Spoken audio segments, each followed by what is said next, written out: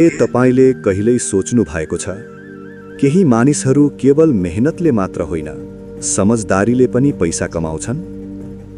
केहीको जीवन कडा मेहनतले बदलिन्छ तर केहीको जीवन एउटै सही निर्णयले बदलिन्छ। आजको यो कथाले तपाईलाई बुझाउनेछ पैसा तब बढ्छ जब तपाईं त्यसलाई केवल खर्च गर्न होइन लगानी गर्न सिक्नुहुन्छ। ढिला नगरी कथा सुरु गरौँ साथीहरू। कथाको सुरुवात। कथा सुरु हुन्छ एक यस्तो केटाबाट जो सोच्थ्यो गरिबी नै उसको भाग्य हो। तर एक दिन भाग्य होइन उसको सोच बदलियो। एउटा साधारण केटा तर सपना धेरै ठुलो। राज एउटा सानो शहरमा बस्थ्यो। उसका बुवाको सानो किराना पसल थियो जसले मुस्किलले घर चल्थ्यो। राज 22 वर्षको थियो। हरेक बिहान पसल खोल्थ्यो र सोच्थ्यो के मेरो जीवन पनि यस्तै बित्नेछ। दिनभर मेहनत, राति थकान, महिनाको अन्त्यमा खाली खल्ती। उसलाई पढ्न लेख्न मन थियो तर पारिवारिक जिम्मेवारीले उसलाई बाँधेर राखेको थियो। तर राजको भित्र एउटा आगो थियो, केही ठुलो गर्ने, केही बदल्ने। हरेक रात ऊ छतमा सुतेर आकाश हेर्थ्यो र आफैसँग भन्थ्यो पैसा कमाउनु गलत होइन, गलत त गरिबीलाई आफ्नो भाग्य मान्नु हो। एउटा अपरिचित मानिस। एक दिन पसलमा एउटा वृद्ध मानिस आयो।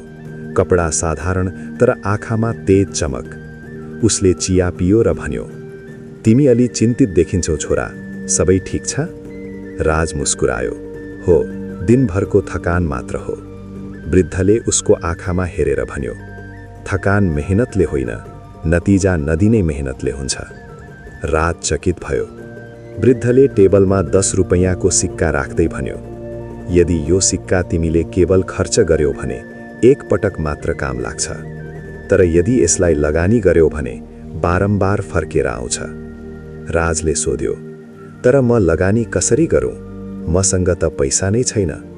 वृद्ध मुस्कुरायो पैसा छैन तर दिमाग त छ नि। पैसा भन्दा पहिले आफ्नो सोचमा लगानी गर। यति भन्दै ऊ त्यहाँबाट गयो। पहिलो प्रयास, पहिलो असफलता। अर्को दिन राजले एउटा सानो योजना बनायो। पसलमा बच्चाहरूलाई आकर्षित गर्ने 20 नयाँ सामान ल्याउने। तर पैसा थिएन। त्यसैले उसले आफ्नो पुरानो साइकल बेच्यो। 1500 रुपैयाँ आयो। सामान किनेर पसलमा राख्यो। उम्मिद थियो बिक्री बढ्छ। तर 3 दिन, 5 दिन, 7 दिन, सामान जस्ताको तस्तै। राज टुट्यो। उसले सोच्यो सायद मेरो भाग्य नै खराब छ। त्यही रात वृद्ध फेरि आयो। उसले सोध्यो हार मान्यौ? राज भावुक हुँदै भन्यो प्रयास गरे तर फेल भयो। वृद्धले भन्यो तिमी फेल भएका होइनौ, तिम्रो रणनीति फेल भएको हो। उसले थप्यो पैसा त्यहाँ लगानी गर जहाँ यसको आवश्यकता छ, त्यहाँ होइन जहाँ तिमीलाई राम्रो लाग्छ। सही सोच, सही लगानी। अर्को दिन राजले देख्यो शहरका धेरै महिलाहरू बिउ र मसालाको अभाव गुनासो गरिरहेका थिए। राजले सोच्यो मानिसलाई यही चाहिएको छ। उसले बिउ, सानो प्याकेट मसाला र बोट उमार्ने किट ल्यायो। यो थियो उसको पहिलो सोचेर गरिएको लगानी। 4 दिनमै बिक्री दोब्बर भयो। ग्राहकहरू बढ्न थाले। वृद्धले भने पैसा आयो भने यसलाई बचाऊ होइन बढाऊ।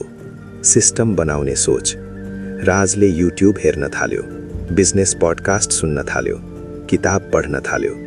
उसले बुझ्यो धनी मानिसहरू मेहनत मात्र गर्दैनन्, सिस्टम बनाउँछन्। उसले पसल छेउको कोठा भाडामा लियो, सानो प्याकिङ युनिट बनायो, मसाला प्याक गरेर बेच्न थाल्यो। लाभ बढ्यो, ग्राहक बढे। चाँडै ऊ 4 गाउँमा सप्लाई गर्न थाल्यो। ठूलो चुनौती।